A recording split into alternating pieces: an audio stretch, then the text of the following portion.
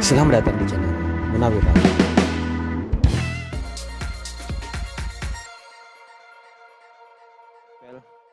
Bismillahirrahmanirrahim. Assalamualaikum warahmatullahi wabarakatuh. Yang saya hormati Pak Kepala Lembaga Prof. Jasrudin, Pak Sespel, para pejabat struktural di LLDikti 9, serta yang saya banggakan Bapak Ibu pimpinan perguruan tinggi akademik se-Sulawesi. Mohon izin Prof, saya sampaikan bahwa yang kita undang pada kesempatan siang ini hanya perguruan tinggi swasta berbentuk akademik, atau dalam artian hanya pimpinan perguruan tinggi universitas, sekolah tinggi, dan institut. Karena yang vokasi yaitu akademik politeknik dan akademik komunitas itu akan dibuatkan tersendiri klasterisasinya oleh Direktorat Jenderal Pendidikan Vokasi. Jadi perguruan tinggi yang kita undang sekarang, Prof, berdasarkan data yang kami sebarkan tadi, sekitar 240 perguruan tinggi swasta. Dan sampai tadi yang mengisi form registrasi kurang lebih 180, Prof. Jadi masih ada sekitar 60 perguruan tinggi memang yang kita belum dapat kabarnya, dan mungkin itu menjadi bahan evaluasi kita, Prof. Bisa jadi perguruan tinggi tersebut memang sudah tidak aktif dan perlu kita evaluasi kinerjanya. Baik Bapak Ibu yang saya hormati, izinkan kami sharing terkait informasi mengenai klasterisasi dan pemeringkatan perguruan tinggi se-Indonesia yang dilakukan oleh Direktorat Jenderal Pendidikan Tinggi setiap tahunnya. Bapak Ibu, yang perlu kami sampaikan di pertemuan hari ini yang adalah bahwa klasterisasi ini merupakan program dari kementerian, khususnya Ditjendikti, yang merupakan cara untuk melakukan pemetaan dan pengukuran kualitas pelaksanaan Tridharma perguruan tinggi di Indonesia untuk memperoleh gambaran kualitas pengelolaan perguruan tinggi. Tentu saja menggunakan beberapa pendekatan, dalam hal ini mengukur kinerja Bapak Ibu dari variabel input, proses, output, dan outcome. Hasil dari klasterisasi ini kemudian akan menjadi acuan dari bagi Ditjendikti untuk melakukan penyusunan kebijakan, baik yang sifatnya pengembangan dan pembinaan perguruan tinggi, tentu saja yang tepat sasaran dan berkesinambungan. Jadi Bapak Ibu, surat dari Pak Dirjen telah kami terima pada tanggal 20 Mei 2020 tentang klasterisasi ini, dan perlu kami sampaikan Bapak Ibu bahwa klasterisasi ini sudah dilakukan setiap tahun, seingat kami dimulai pada tahun 2015 dan setiap tahun diumumkan pada tanggal 17 Agustus setelah upacara bendera. Jadi dipetakan setiap perguruan tinggi itu ada di klaster mana dan di peringkat berapa. Nah Bapak Ibu, kalau kita lihat klaster-klaster dari perguruan tinggi ini ada 5 klaster berdasarkan dengan sesuai dengan kualitasnya. Jadi kalau Bapak Ibu lihat, baik, kami lanjutkan Bapak Ibu, bahwa setiap tahun perguruan tinggi di Indonesia, khususnya PT Akademik, itu dibagi klasternya ke dalam 5 klaster dengan ciri-ciri seperti yang Bapak Ibu bisa lihat di layar. Sehingga kemudian kementerian itu menjadikan bahan atau data klasterisasi tersebut untuk melakukan program-program khususnya untuk peningkatan kualitas SDM dan kualitas manajemen. Nah kita lihat Bapak Ibu bagaimana kemudian data klasterisasi 2018 dan 2019, ini adalah komposisi jumlah perguruan tinggi masing-masing klaster setiap tahun sejak 2018 dan 2019. Kita lihat komposisinya di klaster 1 ini ada 13 perguruan tinggi, kemudian di klaster 2 ada 70 perguruan tinggi, di klaster 3 300 perguruan tinggi, dan selanjutnya. Namun kalau kita lihat bagaimana dengan komposisi perguruan tinggi swasta kita yang ada di wilayah Sulawesi, Bapak Ibu, ternyata di wilayah Sulawesi dari 238 perguruan tinggi akademik yang dinilai tahun lalu, hanya klaster 3, 4, dan 5 saja yang yang bisa diraih oleh perguruan tinggi kita. Jadi harapan kita hari ini Bapak Ibu, kita berharap klaster perguruan tinggi kita bisa meningkat. Jadi yang ada di klaster 3 setidaknya bisa naik ke klaster 2. Begitu juga yang ada di klaster 4 dan klaster 5 itu bisa naik ke klaster yang lebih tinggi. Jadi kita lihat Bapak Ibu, komposisi terbesar perguruan tinggi swasta kita malah ada di klaster ke-5. Dan di klaster ketiga, yang klaster yang menengah ini, hanya ada 28 perguruan tinggi swasta. Jadi memang besar PR bagi kita di wilayah 9 untuk kemudian bagaimana perguruan tinggi kita bisa meningkatkan peringkat dan klasternya.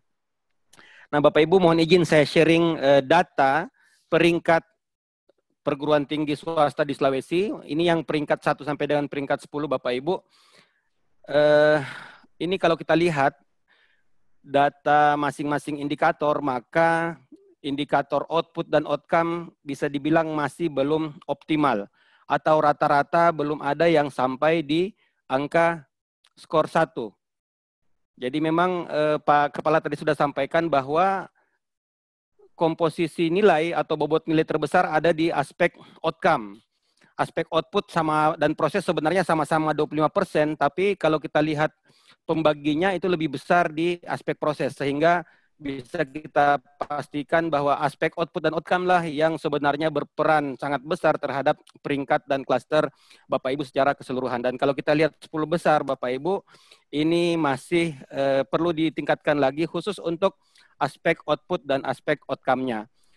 Kemudian ini peringkat ke-11 sampai ke-20 Bapak Ibu.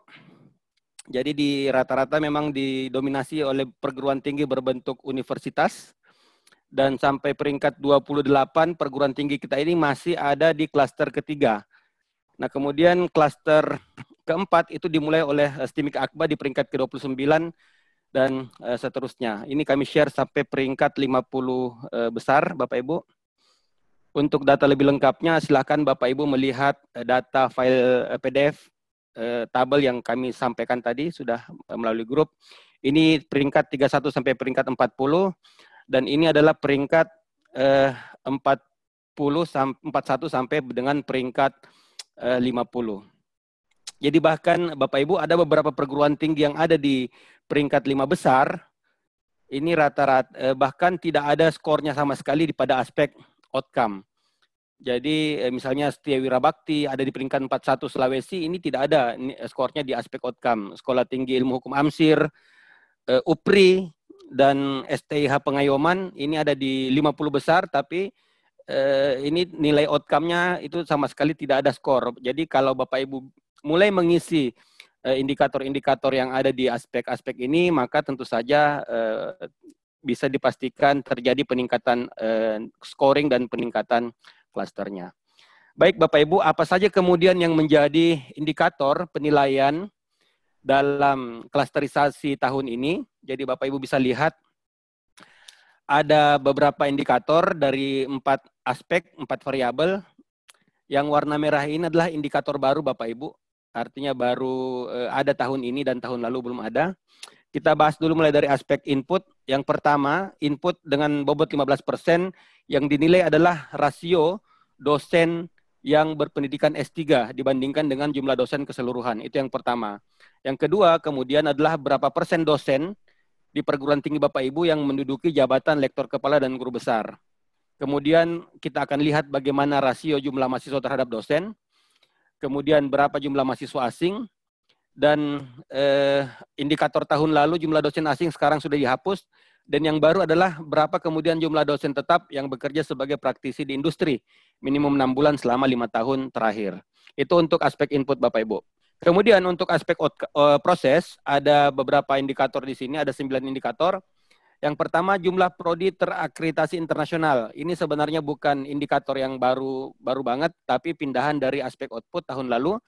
Kemudian akreditasi institusi, BAN PT, kemudian akreditasi program studi, kemudian pembelajaran daring, lalu kerjasama perguruan tinggi, lalu kelengkapan laporan, dan tahun lalu ada indikator laporan keuangan, tapi tahun ini dihapus Bapak Ibu karena di wilayah kita sendiri hanya 12 perguruan tinggi yang mengirim, jadi mungkin kementerian tidak menganggap ini hal yang signifikan, jadi dihapus. Tapi ada 3 indikator baru yang kalau kita lihat ini sangat terkait dengan kebijakan Pak Menteri yang baru, yaitu Kampus Merdeka. Yang pertama dilihat adalah berapa prodi yang melakukan kerjasama dengan mitra perusahaan, organisasi nirlaba, dan QS Top 100 or Class University by Subject. Kemudian berapa prodi yang melaksanakan program Merdeka Belajar, lalu berapa mahasiswa yang mengikuti kegiatan Merdeka Belajar. Ini indikator-indikator baru yang diminta pada tahun 2020 ini. Kemudian aspek output, ini dari 4 kriteria menjadi 3 saja, karena prodi internasional pindah ke aspek proses. Yang pertama adalah jumlah artikel ilmiah terindeks per dosen. Kemudian kinerja penelitian dan kinerja kemahasiswaan. Dan yang terakhir Bapak Ibu di aspek outcome, itu ada beberapa indikator yang dinilai. Ini bobotnya paling besar, 35%. Yang dinilai pertama adalah kinerja inovasi. Kemudian persentase lulusan yang memperoleh pekerjaan dalam waktu 6 bulan. Jadi ini tracer study. Lalu jumlah citasi per dosen, jumlah paten per dosen, dan kinerja pengabdian kepada masyarakat. Nah Bapak Ibu, sebentar kita akan bahas satu persatu indikator-indikator ini. Kami akan tampilkan juga data-datanya, siapa perguruan tinggi yang skornya bagus. Mungkin sebentar perguruan tinggi yang skornya bagus bisa sharing juga kepada perguruan tinggi yang lain, tips dan trik bagaimana caranya bisa mendapatkan skor yang bagus tersebut. Kemudian dari data ini Bapak Ibu, dari mana saja kemudian kementerian mengambil data. Jadi perlu kami sampaikan Bapak Ibu, kementerian tidak mungkin bisa melihat kondisi real perguruan tinggi Bapak Ibu secara langsung. Jadi tentu saja kementerian harus mengambil data perguruan tinggi Bapak Ibu menggunakan sumber-sumber data yang ada. Jadi mohon dipastikan bahwa kondisi Bapak Ibu, kondisi real perguruan tinggi Bapak Ibu itu sama dengan kondisi data yang dilaporkan Bapak Ibu melalui sumber-sumber data ini. Jadi maksudnya pangkalan data itu harus datanya valid, datanya real, jumlah dosennya sama dengan jumlah dosen yang ada di pangkalan data dengan data real. Jadi itu harus dipastikan Bapak Ibu. Karena inilah tadi yang disampaikan Pak Kepala, bisa jadi perguruan tinggi Bapak Ibu bagus secara fisik, secara kondisi real, tapi secara klasterisasi dan pemeringkatan nilainya rendah. Karena data yang dilaporkan, informasi yang dilaporkan tidak optimal. Jadi pemeringkatan dan klasterisasi ini sebenarnya intinya ada di kevalidan data yang Bapak Ibu masukkan ke sumber-sumber data yang disiapkan kementerian. Yang pertama, tentu saja PDDikti. Ini ada 4 indikator yang mengambil data dari PDDikti, yaitu data dosen, baik yang S3 maupun lektor kepala dan guru besar, kemudian kelengkapan laporan PDDikti, serta rasio jumlah mahasiswa terhadap dosen. Tolong dicek data di PDDiktinya apakah valid sesuai dengan kondisi real. Kemudian yang kedua adalah data BAN-PT. Ini mengambil indikator akreditasi institusi dan akreditasi program studi.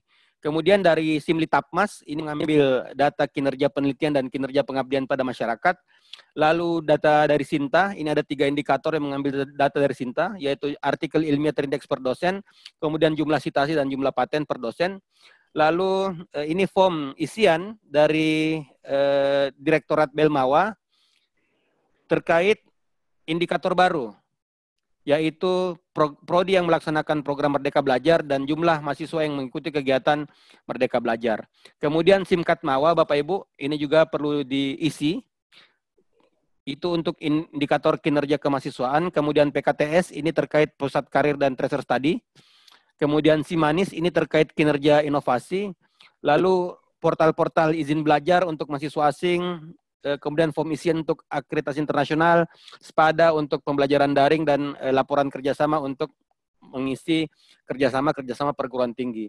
Jadi 12 sumber data inilah yang Bapak Ibu perlu pastikan terisi dengan data yang valid, data yang up to date, sehingga tentu saja bisa berpengaruh terhadap nilai dan skor perguruan tinggi Bapak Ibu di masing-masing indikator.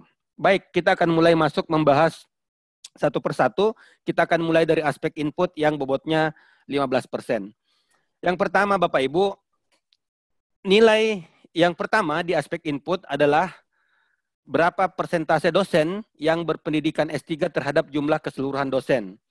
Ini artinya kalau cara penilaiannya adalah apabila dosen S3 di perguruan tinggi jumlahnya lebih dari 50% atau jumlahnya 50% atau lebih daripada jumlah dosen keseluruhan, maka skornya akan 4. Dan setelah itu akan turun secara proporsional. Nah, kalau kita lihat dari skor tahun lalu, Bapak Ibu, yang paling tinggi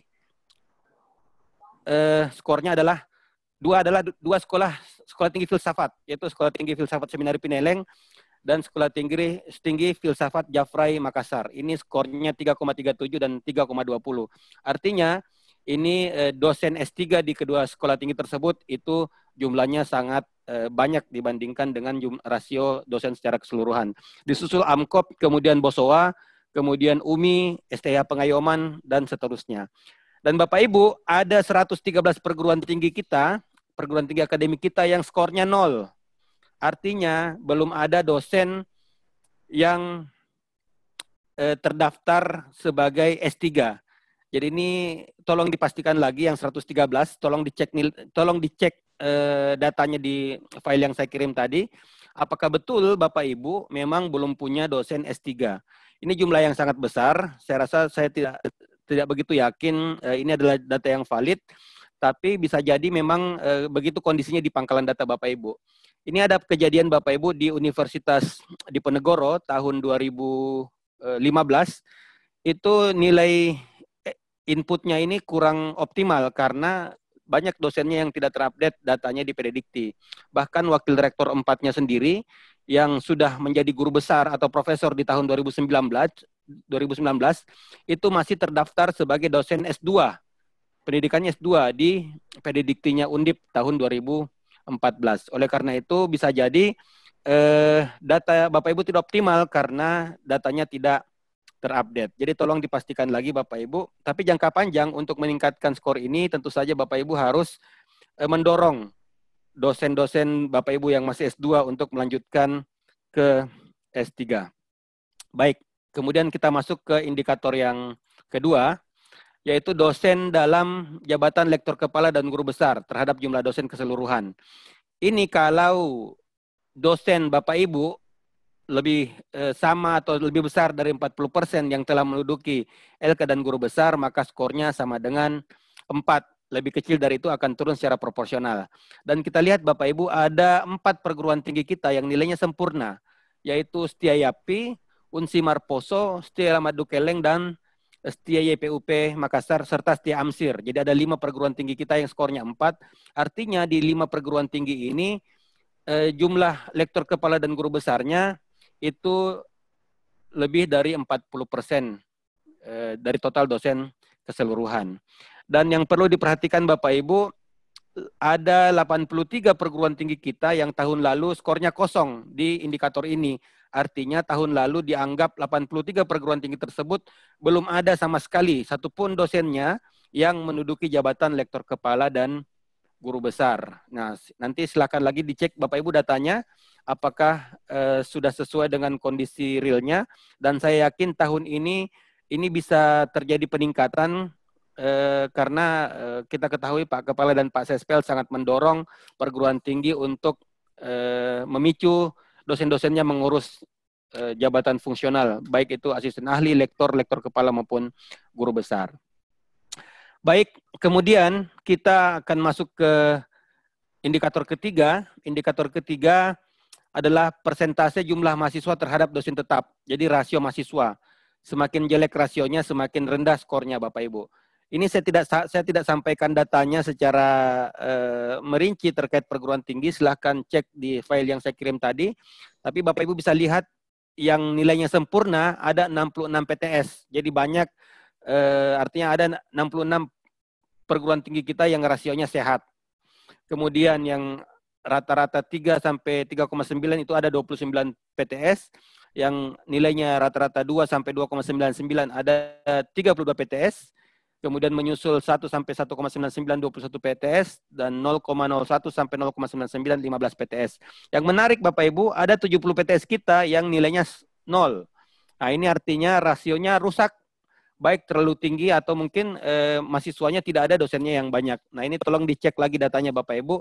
Kemungkinan besar rasio Bapak Ibu rusak karena banyak data sampah. Yang tadi dibilang Prof. Jasrudin bahwa mungkin mahasiswanya sudah lulus tapi tidak di status keluarkan, tidak di status lulus oleh operator Bapak Ibu di Pededikti. Nah, ini nanti tolong dicek lagi datanya. Pastikan bahwa data rasio yang ada di Pededikti sudah sesuai dengan kondisi real, di mana kondisi yang ideal adalah 1:30 untuk PTS atau prodi eksakta dan 1:45 untuk prodi dengan rumpun ilmu sosial dan humaniora. Jadi ini PR buat Bapak Ibu untuk ngecek lagi datanya. sebelum tanggal 15 Juli 2020. Indikator yang keempat Bapak Ibu adalah jumlah mahasiswa asing. Ini juga bisa dibilang tahun lalu hanya 5 perguruan tinggi kita yang ada skornya. Artinya 5 perguruan tinggi inilah yang punya mahasiswa asing dan melaporkannya ke Kementerian Pendidikan dan Kebudayaan. Dan ini website untuk melapor ya Bapak Ibu. Jadi Bapak Ibu kalau ada mahasiswa dari luar negeri yang ingin belajar di perguruan tinggi swasta Bapak Ibu, silahkan untuk dilaporkan melalui portal ini, izinbelajar.kemdikbud.go.id, untuk agar dibantu oleh Kementerian pengurusan visa student visanya, karena sudah ada kerjasama antara Ditjen Dikti dengan Direktorat Imigrasi. Baik, kemudian indikator yang baru terkait jumlah dosen tetap yang bekerja sebagai praktisi di industri minimum 6 bulan selama 5 tahun terakhir. Ini sumber datanya dari Direktorat Sumber Daya. Namun sampai kemarin kami tanyakan ke Kementerian, belum ada petunjuk teknis untuk indikator ini. Jadi nanti kita masih menunggu Bapak Ibu. Kalau sudah ada petunjuk teknis pengisian dan pelaporannya, akan segera kami sampaikan kepada Bapak Ibu melalui grup WhatsApp. Baik, itu tadi indikator di aspek input yang bobotnya 15%. Kemudian kita akan masuk ke aspek proses. Yang pertama, jumlah prodi yang memiliki akreditasi dan atau sertifikasi internasional. Nah, Bapak Ibu, untuk tahun lalu perguruan tinggi kita belum ada yang mendapatkan skor di aspek ini karena memang belum ada yang memiliki sertifikasi atau akreditasi internasional. Oleh karena itu Bapak Ibu, ke depannya agar indikator ini bisa terisi skornya, tentu saja Bapak Ibu harus mendapatkan akreditasi atau sertifikasi internasional. Kami mendorong Bapak Ibu untuk mendapatkan akreditasi internasional karena sesuai dengan peraturan yang baru, Bapak Ibu bisa lihat di Permen 5 tahun 2020 tentang akreditasi. Apabila Bapak Ibu telah memiliki akreditasi internasional seperti yang ada di layar, lembaga-lembaga yang diakui, maka tentu saja status akreditasi internasional Bapak Ibu itu otomatis juga diakui sebagai status akreditasi A atau unggul. Jadi ini tips buat Bapak Ibu yang punya program studi dengan akreditasi B atau baik sekali dan ingin naik upgrade ke akreditasi A atau unggul, maka tidak ada salahnya mencoba mengurus akreditasi internasional terlebih dahulu. Karena apabila telah didapatkan akreditasi internasional, maka otomatis akreditasi A atau unggul juga didapatkan, seperti itu. Kemudian, yang kedua di aspek proses adalah akreditasi institusi. Ini cara hitungnya gampang Bapak Ibu. Perlu kami sampaikan bahwa di klasterisasi ini scoringnya adalah skala menggunakan 0 sampai 4, jadi nilai sempurna adalah 4 Bapak Ibu. Untuk akreditasi institusi sangat gampang menilainya. Yaitu kalau Bapak Ibu akreditasinya A, maka nilainya pasti 4. Kalau PTS-nya akreditasi B, skornya 3. Kalau akreditasinya C, skornya 2. Kalau tidak terakreditasi, skornya 0. Nah, kalau kita lihat komposisi skor 2019 tahun lalu, ada hanya satu perguruan tinggi kita yang mendapatkan skor 4, yaitu UMI. Karena memang hanya UMI satu-satunya perguruan tinggi kita yang akreditasinya A atau unggul. Dan yang B ada 31, yang C ada 78. Dan ini tolong dicek Bapak Ibu data di skor masing-masing. Ada 125 perguruan tinggi yang skornya 0. Ini artinya tidak terakreditasi atau belum terakreditasi. Nah, tolong dicek karena tahun lalu kami ingat ada kekeliruan data di sini. Misalnya Universitas Bosowa yang harusnya mendapatkan skor 3, tapi di tahun lalu itu mendapatkan skor 0, dianggap tidak terakreditasi. Padahal secara real itu sudah mendapatkan akreditasi B dan harusnya mendapatkan skor 3. Kemarin kami cek lagi misalnya Setia Primabone yang juga sudah terakreditasi, itu juga skornya 0. Jadi tolong Bapak Ibu sebentar dicek datanya, dicek data yang saya kirim tadi, yang file tabel-tabel tadi, dicek di aspek akreditasi institusi. Kalau Bapak Ibu 0 skornya dan ternyata tahun lalu Bapak Ibu sudah ada akreditasi institusi, mohon disampaikan ke kami supaya Pak Kepala membuat surat ke Kementerian untuk mengidentifikasi kekeliruan data klasterisasi tahun lalu supaya setidaknya tidak terulang lagi tahun 2020. Kemudian akreditasi program studi Bapak Ibu, ini juga scoringnya sama, tapi ini karena jumlah prodi ada yang lebih dari 1 di beberapa perguruan tinggi, maka dirata-ratakan. Dan kalau kita lihat Bapak Ibu yang nilai skornya di atas 3 itu hanya 2 perguruan tinggi. Kemudian yang mendapatkan 3 atau rata-rata B semua ada 54. Kemudian yang antara 2,5 sampai 2,9 ada 37 perguruan tinggi. Antara 2 sampai 2,5 ada 28. Yang mendapatkan nilai 2 ada 61. Dan ada 51 perguruan tinggi yang skornya 0. Ini artinya semua prodinya belum terakreditasi atau tidak terakreditasi. Nah ini tolong dicek juga Bapak Ibu, apakah betul memang kondisi realnya seperti itu. Kalau ternyata kondisi realnya tidak seperti itu, mohon disampaikan ke kami untuk kami kemudian tulis surat ke Kementerian untuk menanyakan hal ini. Kemudian Bapak Ibu, yang berikutnya adalah terkait pembelajaran daring.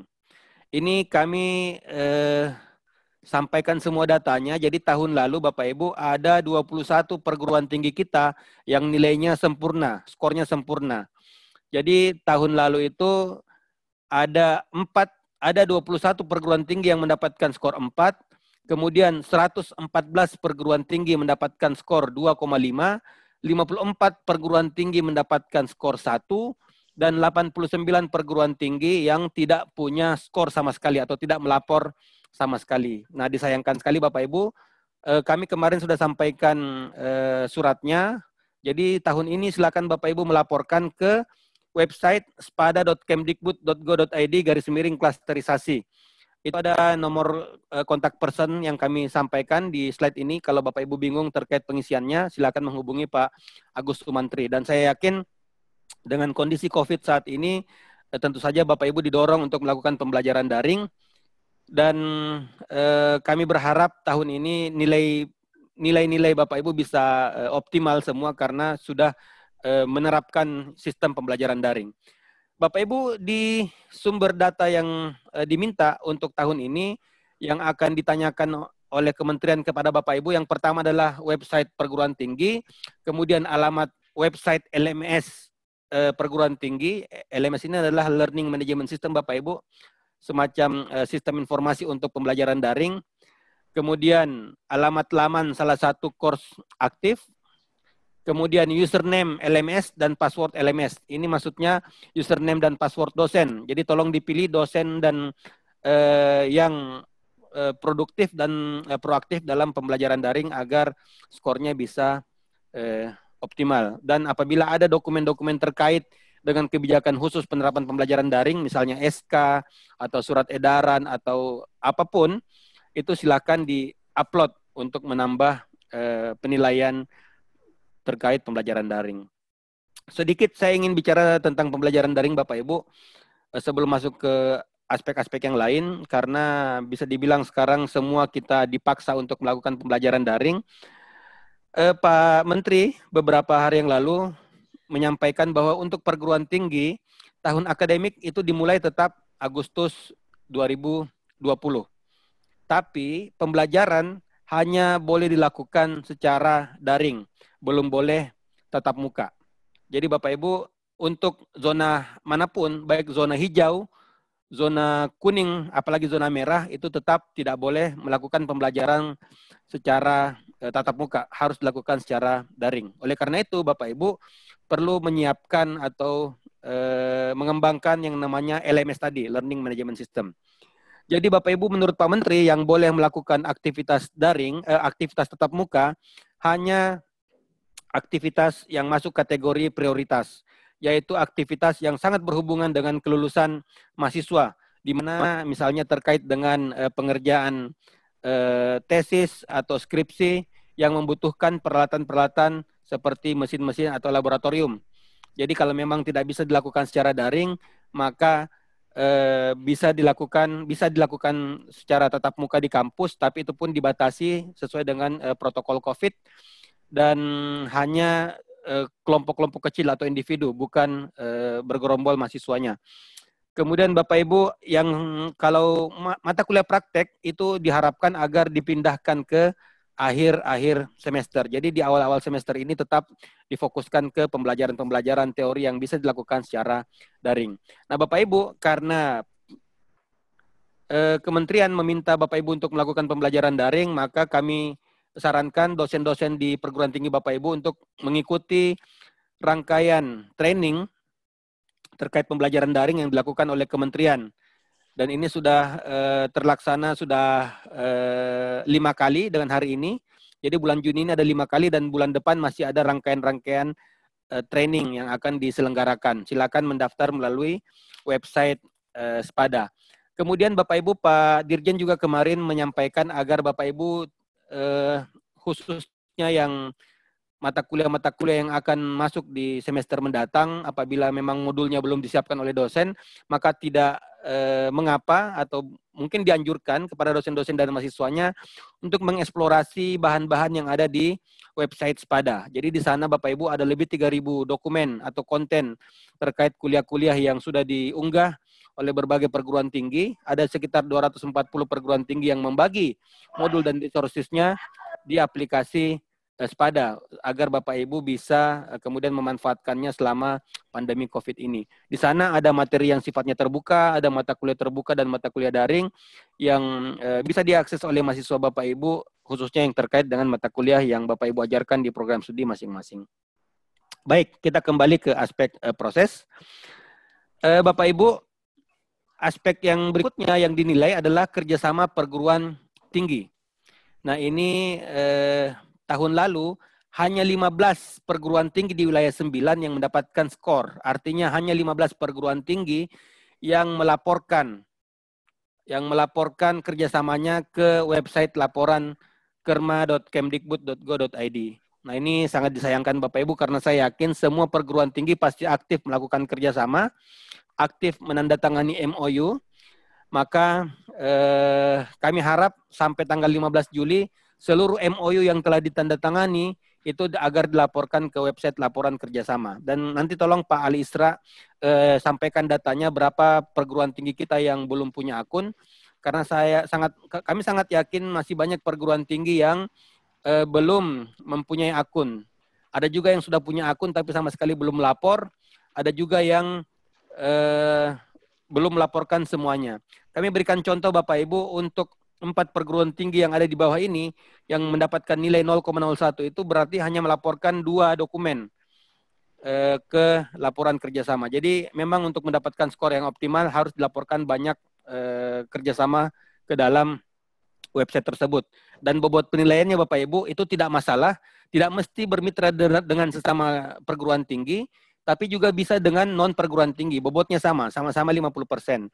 Kemudian yang menjadi penilaian terbesar atau bobot terbesar adalah apabila kerjasama tersebut sudah dalam tahap yang implementatif. Jadi kalau masih di tahapan MOU saja, baru penandatangan MOU saja, itu bobotnya hanya 20%.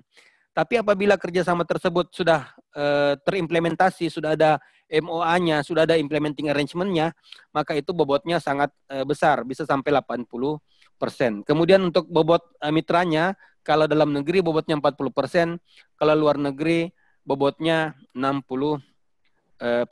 Nah Bapak Ibu, ini yang perlu jadi catatan, karena kami yakin semua perguruan tinggi pasti punya kerjasama, tapi kalau kita lihat fakta tahun lalu, hanya 15 perguruan tinggi yang melaporkan, dan itu pun kita lihat Bapak Ibu, nilainya belum ada yang menyentuh angka 1. Artinya untuk aspek kerjasama ini masih bisa kita optimalkan dengan lebih baik lagi. Baik, kemudian ini websitenya Bapak Ibu, website laporan kerma.kemdikbud.go.id, silakan diisi.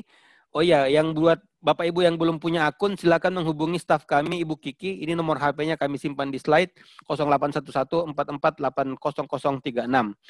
Stafnya Pak Alisra di bagian subbagian kerjasama dan sistem informasi.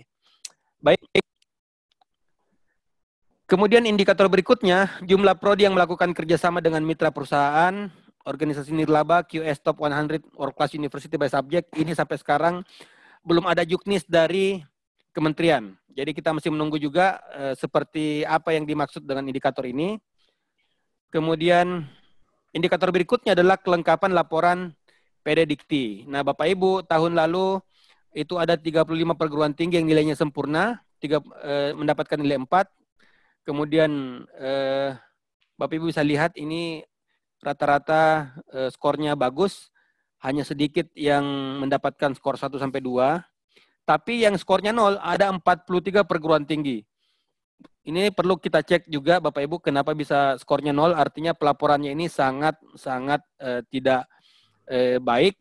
Bisa jadi memang tidak melaporkan sama sekali, dan nanti kami akan evaluasi Bapak Ibu, bisa jadi 43 perguruan tinggi ini memang sudah perguruan tinggi yang tidak lagi beroperasional karena tidak ada laporannya ke pangkalan data. Nah, silakan Bapak Ibu cek datanya. Apabila Bapak Ibu masuk di kategori yang 43 ini, silakan diklarifikasi apakah laporannya tahun lalu memang bermasalah atau tidak.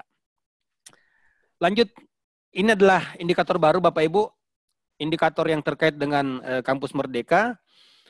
Ada 2 indikator yang terkait Kampus Merdeka, yaitu berapa prodi yang melakukan kegiatan Merdeka Belajar dan berapa mahasiswa yang mengikuti kegiatan Merdeka Belajar. Kemarin kami sudah share suratnya Bapak Ibu, dan ini bisa dilaporkan ke website, ke form bit.ly/prodi-mkbm 2020. Di sana Bapak Ibu, kita sama-sama tahu ya bahwa ini adalah program baru. Kemarin waktu sosialisasi juga kita sudah sampaikan bahwa perguruan tinggi kita mungkin masih banyak yang belum melakukan. Tapi menurut Ibu Retno, indikator ini sudah masuk di klasterisasi karena pada kenyataannya sudah banyak perguruan tinggi yang melakukan aktivitas-aktivitas yang senada dengan program Merdeka Belajar. Oleh karena itu Bapak Ibu silahkan identifikasi program-program di perguruan tinggi Bapak Ibu apabila ada yang terkait kegiatan pembelajarannya. Itu dalam bentuk misalnya pertukaran mahasiswa, praktek atau magang, asistensi mengajar di sekolah-sekolah, kemudian ada riset, proyek kemanusiaan, wirausaha, KKN tematik, itu bisa dilaporkan sebagai aktivitas program Merdeka Belajar. Yang akan diminta informasinya adalah berapa jumlah mahasiswa yang mengikuti, berapa SKS yang diakui dalam kegiatan tersebut, kemudian berapa lama durasi pelaksanaannya, dan siapa saja yang mitra kegiatan tersebut. Jadi semudah itu saja data yang diminta untuk 2 indikator ini. Silakan Bapak Ibu, masih ada waktu sampai 15 Juli, dilihat apakah memang ada aktivitas di kampus Bapak Ibu yang terkait dengan bentuk-bentuk kegiatan pembelajaran yang diakomodir dalam program Merdeka Belajar. Itu tadi untuk aspek proses. Kita masuk ke aspek output yang bobotnya 25%.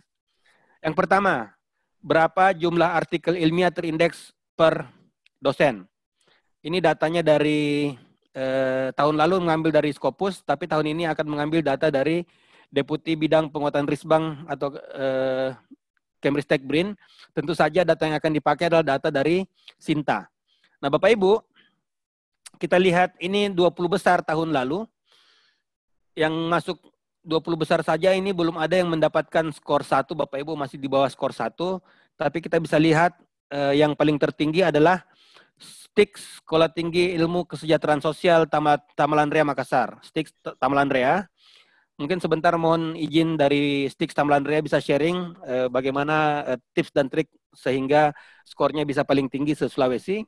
Kemudian disusul Universitas Pancasakti, lalu STIMIK Akba, kemudian Avicenna, Atmajaya, Kelabat de la Salle, dan seterusnya. Bapak Ibu, ada 179 PTS yang tahun lalu masih belum mendapatkan nilai sama sekali. Ini artinya belum ada atau mungkin dosen-dosennya belum produktif dalam menulis artikel ilmiah. Jadi mohon didorong, ini untuk jangka panjang, mohon didorong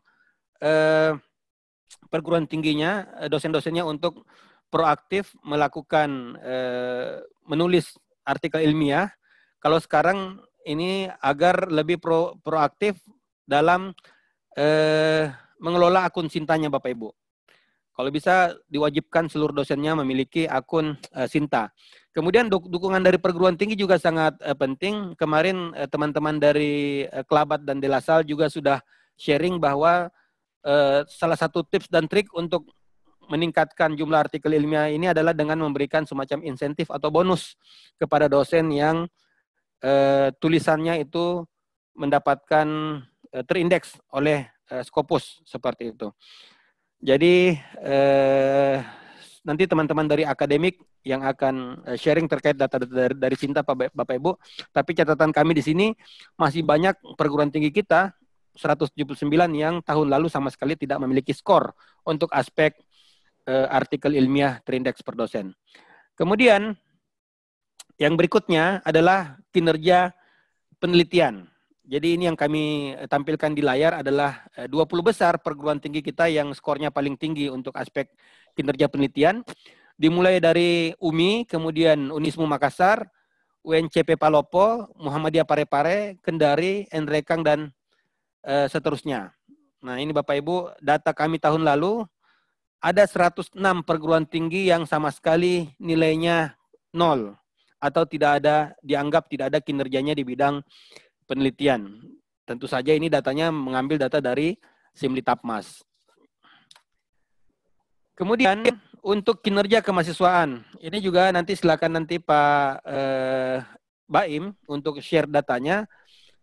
Ini setahu saya tahun lalu itu 148 PTS sama sekali tidak memiliki skor di sini, dalam artian tidak melaporkan aktivitas kemahasiswaannya kepada kementerian.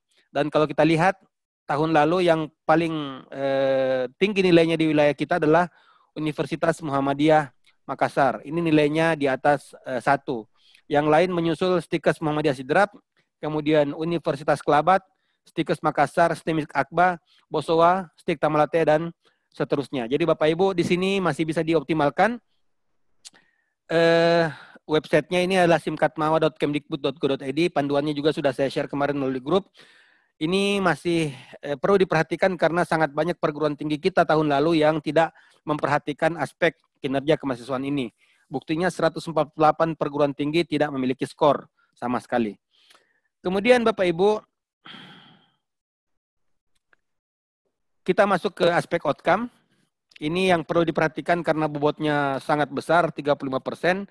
Yang pertama adalah kinerja inovasi.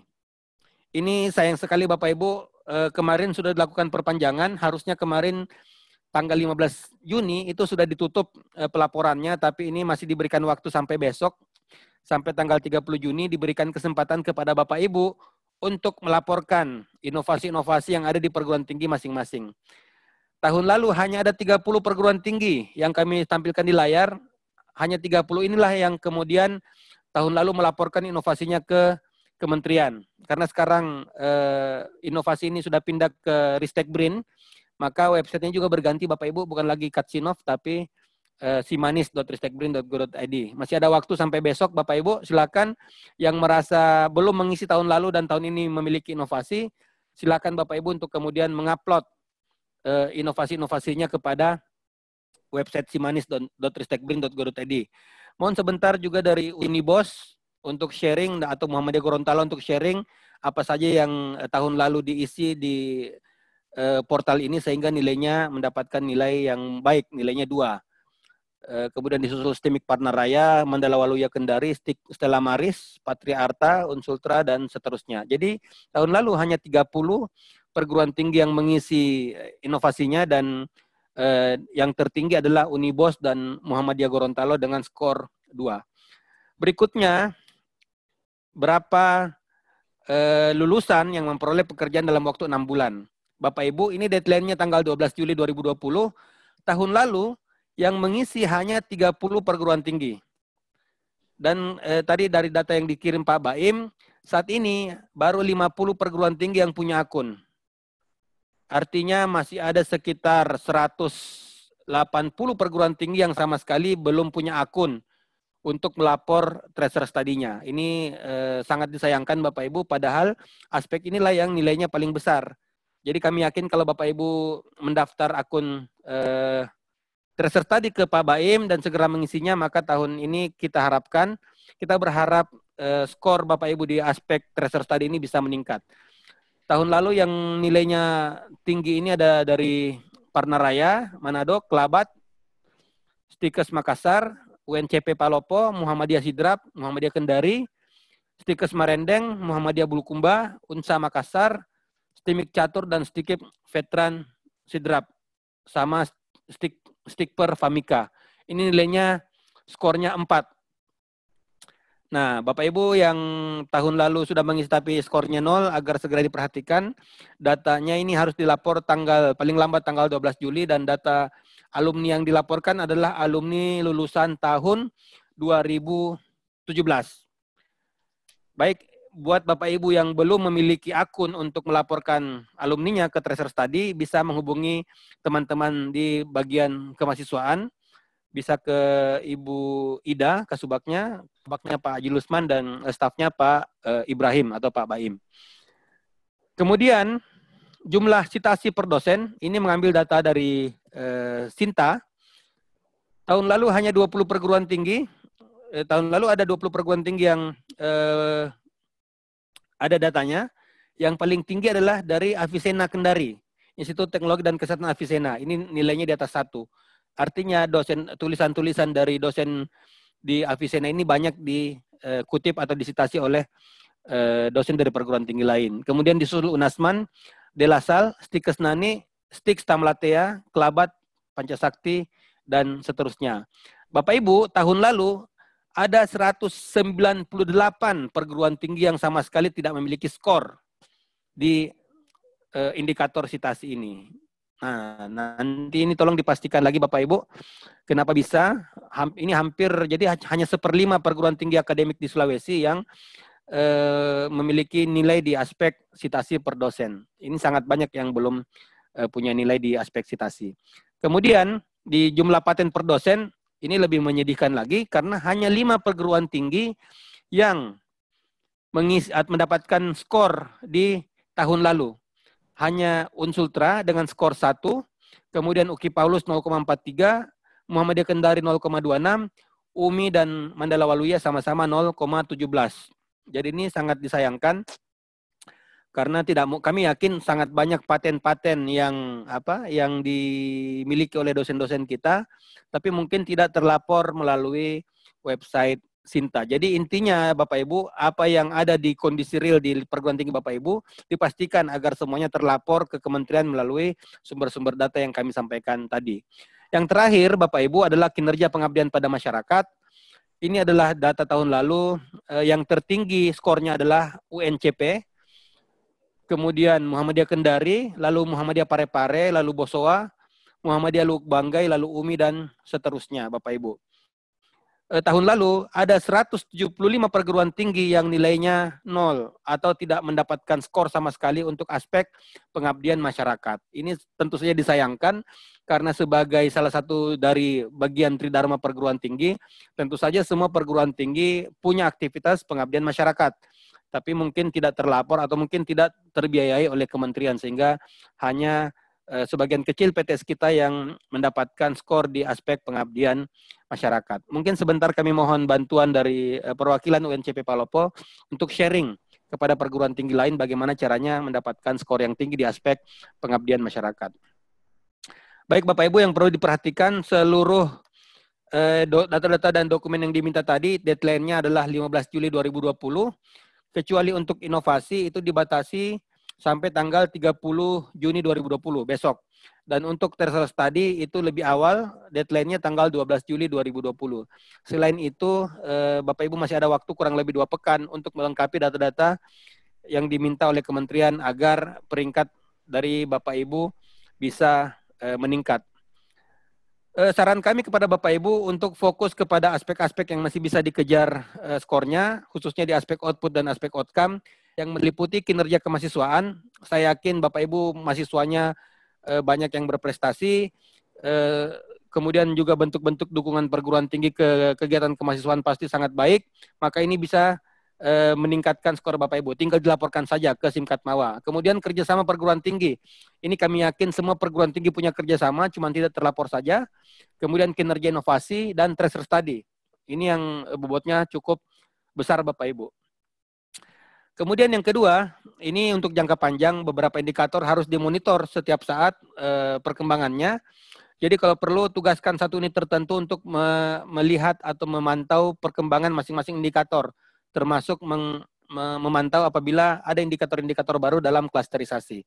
Misalnya bisa menugaskan teman-teman dari bagian penjaminan mutu.